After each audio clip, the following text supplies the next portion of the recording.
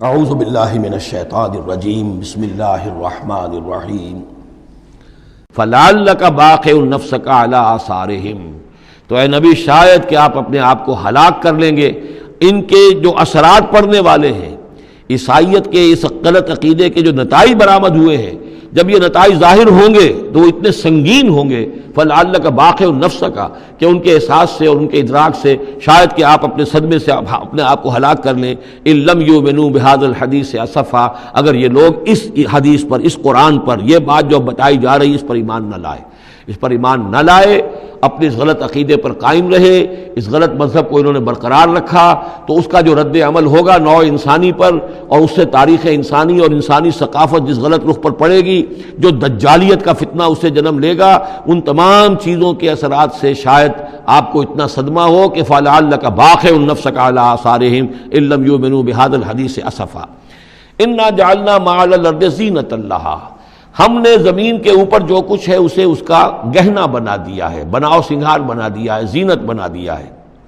یہ آپ نوٹ کر لیجئے، لفظ زینت اور زمین میں اس کی زیبائش اور آرائش، یہ اس سورہ مبارکہ کا عمود ہے، یعنی اس کو اتنا کھبا دیا ہے نگاہوں میں اللہ نے کہ آخرت سے خود بخود انسان غافل ہو جاتا ہے۔ یہ پردہ پڑ گیا ہے، چمک دمک ہے، یہ کاریں ہیں، یہ بلڈنگیں ہیں، یہ کوٹھیاں ہیں، یہ عالیشان عمارتیں ہیں، یہ کیا کچھ اس کی جو یوں سمجھیے پومپ اینڈ شو جو ہے اس وقت دنیا کا، اور ظاہر بات ہے امریکہ میں جا کر دیکھیے تو جو کچھ یہاں دیکھ رہے ہیں اس سے 10 گنا 100 گنا 1000 گنا آپ کو نظر آئے گا، عقلیں دنگ ہو جاتی ہیں۔ نتیجہ کیا نکلتا ہے کہ انسان یہ سمجھتا ہے کہ اصل شے یہی مادہ ہی ہے، اصل ہدایت پہ یہی لوگ ہیں، یہی لوگ ہیں صحیح معنی میں کہ جنہوں نے واقعتاً علم حاصل کیا ہے، لہٰذا ان کی غلط تہذیب، ان کا غلط تمدن، ان کے تمام غلط ثقافت کے معاملات کے بھی ہم اسی طریقے سے پیروی کر رہے ہیں۔ یہ سارا مسئلہ جو ہے وہ اس لیے ہے کہ یہ چمک دمک دنیا کی زیبائش اور آرائش اس سے ہم متاثر ہیں۔ انا جعلنا ما علی الارض زینۃ لہا، جو کچھ زمین کے اوپر ہے اسے ہم نے اس کے لیے بناؤ سنگھار بنا دیا، لنبلوہم، تاکہ ہم آزمائیں ان کو، ایہم احسن عملا، کون ہے ان میں سے اچھے عمل کرنے والا۔ یعنی اب یوں دیکھیے وہ شعر جو ایک ہے، اگرچہ ذرا تھوڑا سا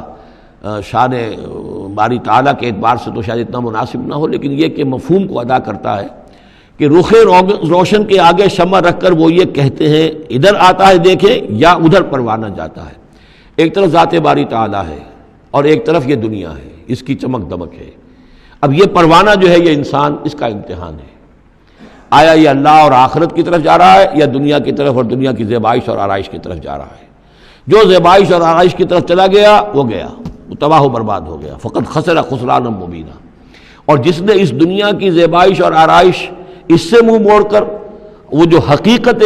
جو اصل حسن ازلی ہے اللہ تعالیٰ کا، اور اس کا جو جلال اور کمال ہے، اور جو آخرت کی نعمتیں ہیں ان کو اختیار کر لیا، وہ کامیاب ہو گیا۔ تو امتحان اتنا ہی ہے کہ رخ روشن کے آگے شمع رکھ کر وہ یہ کہتے ہیں ادھر جاتا ہے دیکھیں یا ادھر پروانہ آتا ہے۔ وَإِنَّا لَجَاعِلُونَ مَا عَلَيْهَا صَعِيدًا جُرُزًا، اور یہ کہ جو کچھ بھی اس پر ہے ہم ایک وقت آئے گا کہ اس کو بنا کر رکھ دیں گے جیسے کہ میدان جس میں سے کہ فصل کاٹ لی گئی ہو۔ جب قیامت ہوگی کیا ہوگا یہاں پر اسی زمین کو، نہ یہاں پہ کوئی وہ پہاڑ رہ جائیں گے کوٹ کوٹ کر چپٹی کر دی جائے گی، نہ یہ آپ کے پاس جو ہیں وہ اسکائی اسکریپرز رہ جائیں گے، نہ یہ اعلیٰ شان عمارتیں ہوں گی، کچھ نہیں ہوگا۔ یہ سب برابر ہوگا جیسے کہ کسی کھیت کے اندر سے فصل کاٹ دی جاتی ہے تو اب وہ پڑا ہوتا ہے ویران۔ وَإِنَّا لَجَاعِلُونَ مَا عَلَيْهَا صَعِيدًا جُرُزًا، ہم اسے کر کے چھوڑیں گے ایسا کھیت کہ جہاں پر چورا پڑا ہوا ہو، صرف بچا کھچا جو ہے وہ اس کا توڑی کا اور کچھ نہ ہو۔ ام حسبت ان اصحاب الکہف والرقیم کانوا من آیاتنا عجبا، اب یہاں سے اصحاب کہف کی بات شروع ہو رہی ہے، کیونکہ پوچھوایا تھا یہودیوں نے اصحاب کہف کون تھے۔ کیا تم سمجھتے ہو کہ اصحاب الکہف والرقیم، رقیم جو ہے ان کی تختی تھی ایک جس کے اوپر ان کے حالات لکھ کر، جو ان کے ایک جو کہف تھی ان کی غار جو تھی اس کے اوپر لگا دی گئی تھی، تو انہیں اصحاب الکہف بھی کہتے ہیں، اصحاب الرقیم بھی کہتے ہیں، یہ دونوں انہیں ایک ہی گروہ کے نام ہیں۔ کیا وہ تمہارے خیال میں ہماری بڑی عجیب آیات میں سے تھا؟ یعنی واقعتاً بات تو غیر معمولی تھی، لیکن حقیقت میں ہمارے ہاں تو ہماری تخلیق میں، ہماری صنائی میں اس سے ہزاروں گنا زیادہ عجیب باتیں ہوتی ہیں، ہمارے لیے تو وہ کچھ ہے ہی نہیں کسی بھی درجے میں، تم سمجھتے ہو کہ شاید وہ بہت بڑی بات ہے۔ یہ سابق کہف کا جو قصہ ہے، اب میں سمجھتا ہوں کہ پورے وثوق کے ساتھ ہم کہہ سکتے ہیں کہ یہ قصہ کیا تھا۔ دیکھیے جب حضرت مسیح علیہ السلام آئے ہیں تو یہ پورا علاقہ جو ہے فلسطین کا اور یہاں پہ جو آپ نے تبلیغ کی ہے تو یہ اس وقت رومن امپائر کا ایک حصہ تھا، اگرچہ مقامی طور پر ایک لوکل بادشاہ جو تھا یہودی وہاں پر حکومت کر رہا تھا، لیکن وہ پپٹ تھا، اصل میں تو حکومت جو تھی رومیوں کی، جو رومی تھے بت پرست۔ اور اس کے بعد چونکہ انہوں نے بغاوت کی، حضرت مسیح تو اٹھا لیے گئے سن 30 عیسوی کے آس پاس یا 33 عیسوی کے آس پاس، لیکن اس کے بعد جو ہے ان یہودیوں نے بغاوت کی رومیوں کے خلاف، جس کے نتیجے میں سن 70 عیسوی میں ٹائٹس رومی نے تو ان کی حکومت بھی ختم کی اور بیت المقدس کو برباد کیا، یروشلم کو تباہ کیا، 1,33,000 یہودیوں کو قتل کیا اور ان کو بھیج دیا، نکال دیا وہاں سے باہر۔ اس وقت کا معاملہ یہ ہے کہ اب کوئی اکے دکے جو بھی رہ جاتے تھے یہاں پر، کوئی یہودی یا عیسائی، یہودیوں کو تو نکال دیا، عیسائی رہ گئے، لیکن عیسائیوں پر بھی بہت ظلم ہوتا تھا۔ یہ موحد تھے، حضرت عیسیٰ کے ماننے والے، وہ بت پرست تھے۔ تو اس زمانے میں کہیں بادشاہ کوئی تھا ڈیسیس یا دقیانوس جس کو کہتے ہیں، اس کے زمانے میں کچھ جو عیسائی تھے حضرت عیسیٰ پر ایمان رکھنے، آج کے عیسائیوں پر قیاس نہ کیجئے، جو نصارہ تھے حضرت عیسیٰ کو ماننے والے جو موحدین تھے، ان میں سے کچھ نوجوانوں کی پیشی ہوئی بادشاہ کے دربار میں۔ انہوں نے کہا کہ تم اپنے نئے دین سے اگر باز نہیں آؤ گے، اتنے دن کی مہلت تمہیں دی جا رہی ہے تو تمہیں سولی چڑھا دیا جائے گا، بس مہلت دی جا رہی ہے، جاؤ غور کر لو، سوچ لو۔ ان لوگوں نے آ کر سوچا کہ اب نہ تو ہمارے لیے یہ ممکن ہے کہ ہم مقابلہ کر سکیں، چلو کسی غار میں چھپ جاتے ہیں، دیکھیں اللہ تعالیٰ کیا کرتا ہے ہمارے لیے۔ وہ ایک غار میں جا کر چھپ گئے، اور غار میں جا کر چھپے ہیں تو اللہ نے انہیں وہاں پر سلا دیا، موت طاری نہیں کہ سلا دیا۔ اللہ کروٹ بھی بدلواتا رہا، ان کے لیے سارا کچھ بندوبست کیا، اللہ کی قدرت میں تھا۔ حضرت عزیر کو 100 برس کے لیے مار دیا تھا، موت کے بعد ان کو دوبارہ زندہ کر دیا۔ لیکن یہ کہ ان کا معاملہ یہ ہے کہ ان کو وہاں پر جو ہے تقریباً 300 برس یہ وہاں پر پڑے رہے اس غار کے اندر۔ غار کی شکل کچھ خاص ایسی تھی کہ ادھر آنا جانا لوگوں کا تھا ہی نہیں، اور یہ ہے جو موجودہ ترکی کے علاقے میں شہر ایفسس ہے ایک، اس کے آس پاس ہیں اس طرح کے غار، جیسے اجنٹا کے غار ہندوستان کے مشہور ہیں، ایسے ہی وہاں بھی غاروں کا سلسلہ ہے، اور ہیں بھی وہ ایسے کہ ان کے دہانے جو ہیں وہ ہیں شمال کی جانب، تو دھوپ ان میں براہ راست نہیں جاتی، صرف یہ کہ ریفلیکٹڈ لائٹ تو آتی ہے لیکن یہ کہ براہ راست دھوپ نہیں جاتی، تو ایک طرح کا اندھیرا سا اس کے اندر، ٹوائی لائٹ جسے آپ کہہ لیں، وہ رہتا ہے سارا دن۔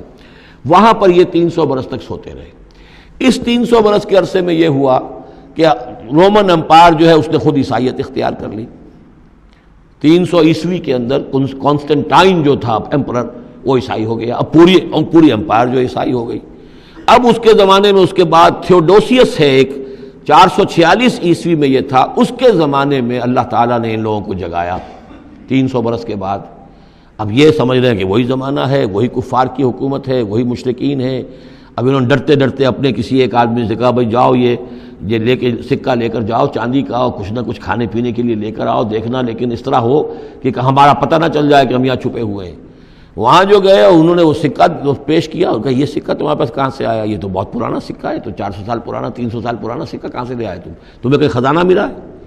بہرحال اس حوالے سے اب وہ جو ہے وہ پکڑے گئے، ان کی حالت جو ہے وہ جو بات سامنے آ گئی، لیکن جب بات سامنے آ گئی تو اب ان کا تو بہت یعنی وہ عزت کی گئی، اس لیے کہ اب تو جو ان کا مذہب تھا در حقیقت پوری مملکت کا مذہب وہی ہو چکا تھا، تو صورتحال تو تبدیل ہو چکی ہے۔ پھر یہ کہ اس کے بعد تفصیل معلوم نہیں ہے کہ غالباً وہ جا کر اپنی اسی غار میں وہ سو گئے ہیں یا دوبارہ اللہ نے ان پر وہیں پر موت طاری کر دی ہے، اس کا دروازہ بند کر کے اور اس پر ایک تختی لگا دی گئی ہے۔ یہ اصحاب کہف ہے۔ گبن کی جو ہے the decline and fall of Roman Empire, اس میں بھی یہ 7 سلیپرز، 7 سونے والے، ان کی کہانی موجود ہے۔ یہ چیز جو ہے گویا کہ رومن لٹریچر کے اندر موجود تھی، اس کا جو ذکر موجود تھا، اور قرآن مجید میں یہ امتحاناً سوال کیا گیا حضور سے، تو اس کا جواب دیا گیا کہ یہ 300 برس تک کچھ لوگوں کو سلا دینا یہ اللہ تعالیٰ کے نزدیک تو کوئی بڑی بات نہیں ہے، تمہارے نزدیک ام حسبت ان اصحاب الکہف والرقیم کانوا من آیاتنا عجبا اذ ابى الفتية الى الكهف، جبکہ وہ نوجوان آئے اپنے اس غار میں، فقالوا، اور انہوں نے کہا ربنا آتنا من لدنک رحمتا، پروردگار اب خاص اپنے خزانہ فضل سے ہمارے لیے رحمت کا بندوبست فرما، وہیئ لنا من امرنا رشدا، اور ہمارے لیے ہمارے معاملے کے اندر جو ہے وہ کوئی عافیت کا بندوبست فرما، فضربنا علی اذانہم، تو ہم نے تھپکی دے دی ان کے کانوں پر، فی الکہف سنین عددا، اسی وہ غار کے اندر جو ہے وہ سوتے رہے کئی سال۔ ابھی یہاں اس بات کو نہیں چھیڑا کتنے سال، سنین عددا، متعدد سال وہ سوتے رہے۔ ثم بعثناہم، پھر ہم نے انہیں اٹھایا، لنعلم ای الحزبین احصیٰ لما لبثوا امدا، تاکہ ہم دیکھیں کہ دو گروہوں میں سے کس کو صحیح معلوم ہے کہ کتنے عرصے وہ وہاں رہے تھے۔ اس کا ذکر آگے آ جائے گا، دو گروہوں سے مراد کیا ہے۔ صدق اللہ العظیم۔